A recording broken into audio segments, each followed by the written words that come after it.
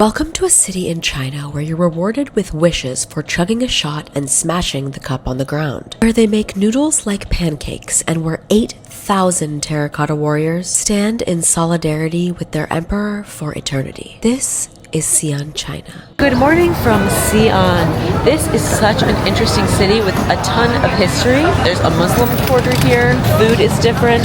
Let's go explore. Today we're in Shuyuanmen. This is an ancient cultural street that's dedicated to scholars and artists. You can find everything here related to arts and crafts, local artwork, calligraphy supplies, and it's a perfect place to learn about the local culture of Xi'an, or just a good place to buy some souvenirs. Now, I already painted a few of those, and you can tell which ones I did and then which ones Dilara did. This is so hard.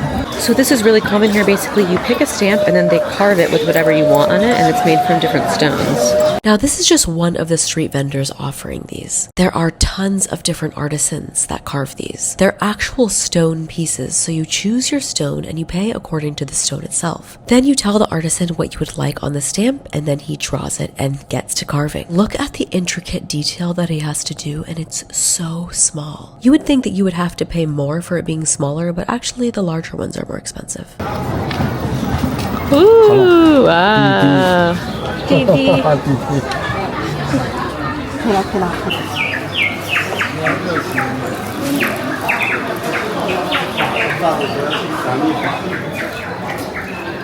we've had our fun here. Now let's head out and let's go eat, per usual. Welcome to YongXingFang. This is the food street here in Xi'an, so let's go get some food because we are starving. First thing I got is this ice cream. Just because it is so cute, I had to get it. And look at how beautiful it is everywhere here. Next, I saw this in the window and I was like, what is that? It literally looks like gloopy, sugary, purple, but it also smells pretty savory, so I'm assuming that it's not sugar, even if it does look like a pancake.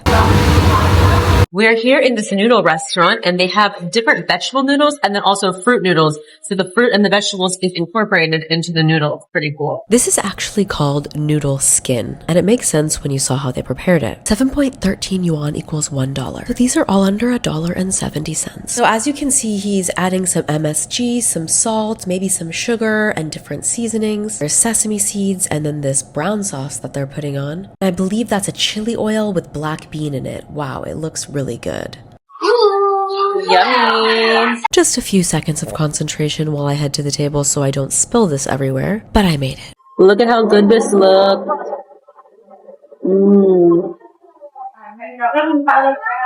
So this is black bean.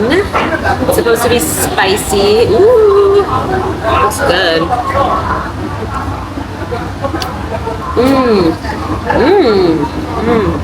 Wow.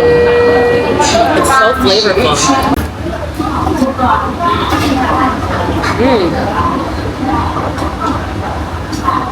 Alright, now let's make some wishes, because who doesn't want good fortune and have their bad luck smashed? Paying for 2 glasses of wine and then we're gonna drink it and smash it. Yes, I do realize that this wine doesn't look the most appetizing, but oh well. This is the process. You walk over here and then you stand on this ledge and you have to listen to the man to the left.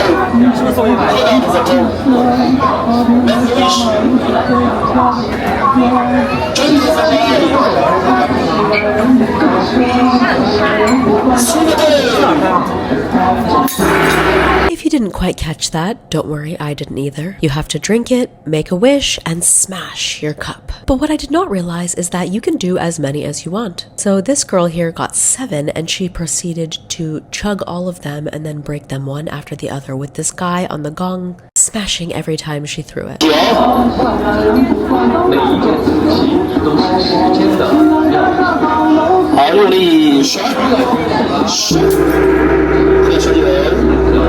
This girl bought 8 of them, so she's literally chugging 8 of them and then breaking them after, so she's gonna be pretty drunk once she's done with this. She's on the second to last one. The final one.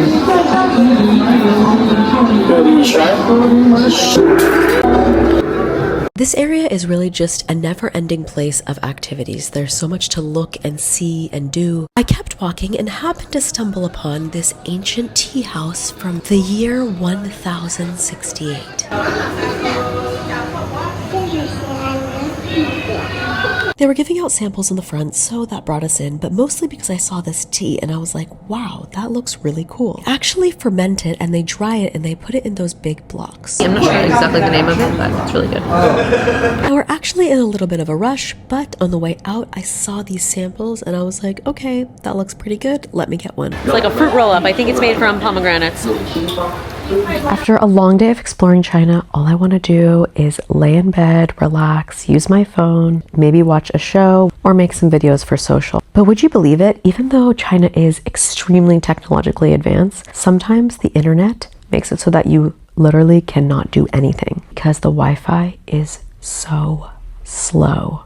Plus, a lot of times I need to use VPN to access so many different apps like Facebook, Instagram, Telegram, sometimes even TikTok, depending on the city. So instead of struggling and being annoyed, I just get an eSIM from Simify. Now, since I'm already in China, I already downloaded my eSIM, but let me show you how easy this is to use. We start off by searching where we want to go. So today, that's China. So I chose the unlimited data option and the one that gives me data for 30 days. Now we are going to go to buy now and we're going to type in my discount code, which is CJ15A. It works without needing to remove your physical SIM or your other eSIM, and it activates as soon as you land. Now, if you don't need unlimited data, they also have standard plans, but you'll get 5G, 4G, or LTE, whatever the fastest speed is in that area. You can hotspot so you can use your computer or your iPad, which is something that I use all the time, and you never run out of data with the unlimited plan, which is amazing for me. Now, I was also in Hong Kong on this trip, so I bought this before I went to Hong Kong and I used it in Hong Kong as well. They also have 24/7 support in case something goes wrong, and there's no roaming fees. Now, my favorite part about Simify is that they have a 100% money back guarantee, so you get a refund for change of plans, or if your device is not compatible, or if you have connection problems. Always great to have that backup. But using my eSIM doesn't stop there. Once I'm up, I'm immediately in need of phone service because everything is digital in China. I use the app Didi to call a car. I use the app Amap to navigate around, and then I use Alipay or WeChat to digitally pay for things. Without an eSIM, I would be screwed. Use my code CJ15A for 50% off your first eSIM from Simify. Simify keeps me connected in China. No stress, no roaming, just fast internet everywhere I go. We've just arrived to the Terracotta Warriors Mausoleum. We found Sophia here, and she's going to be our guide to walk us through and teach us all of the interesting things about it. Originally, we did not plan to hire a guide, and now in retrospect, I kind of wish that we had planned this a little bit better. Sophia just randomly came up to us, and she was trying to charge us more because she speaks English. However, there is supposed to be one flat rate price. We negotiated it, and we even got this little walkie-talkie thing. I recommend just hiring someone in advance because it makes the whole process a lot easier, and you'll get some good information. Oh, it's pretty hot. I recommend taking the shuttle.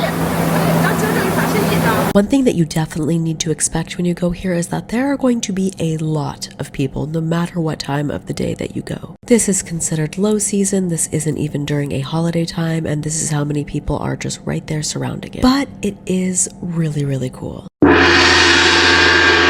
So what are these warriors? Terracotta warriors are a vast army of life-sized clay soldiers that were buried here 2,000 years ago to guard the tomb of China's first emperor, Qin Shi Huang. A farmer actually discovered the area in 1974, and they ended up finding thousands of these figures, 8,000, each with unique facial features, hairstyles, armor. They're also standing alongside horses and chariots. They were also colorful at one time, but when they took them out, the color almost immediately disappeared. You can see them facing out, protecting the emperor, and they're not all uncovered yet. This is the repair area, so this is where they're taking them out of the ground and then they're repairing them. You can see that right now they're in that stage, being built from thousands of pieces and put back. It takes anywhere from 8 to 9 months for each figure to be restored and put back together. It is really incredible to see them, but I didn't truly feel like I got to see as much as I wanted to because you're so far away. There's also a second and a third area, and you look down into these. There's only one complete sculpture, and we're about to see that sculpture. All the others were broken into like a bunch of different pieces, and so they actually had to reconstruct them, and they took about like 8 months for each. This is the reality. There are tons of people here. It's honestly really hard to even get a look at this because there are just so many people here.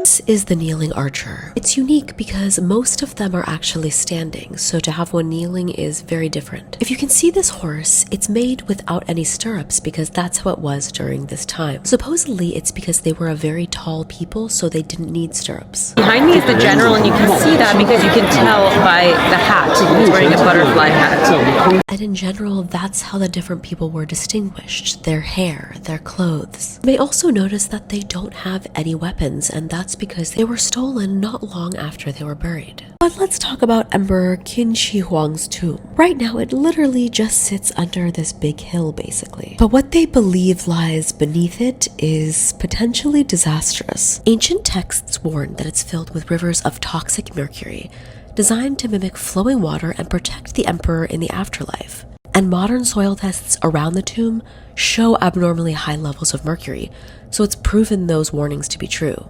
Most archaeologists believe that it's way too dangerous to open today, so the secrets of the emperor's tomb are still sealed after more than 2,000 years, and we have no idea when they might open them. Alright, we've made it to the train station. Let's go to Chongqing.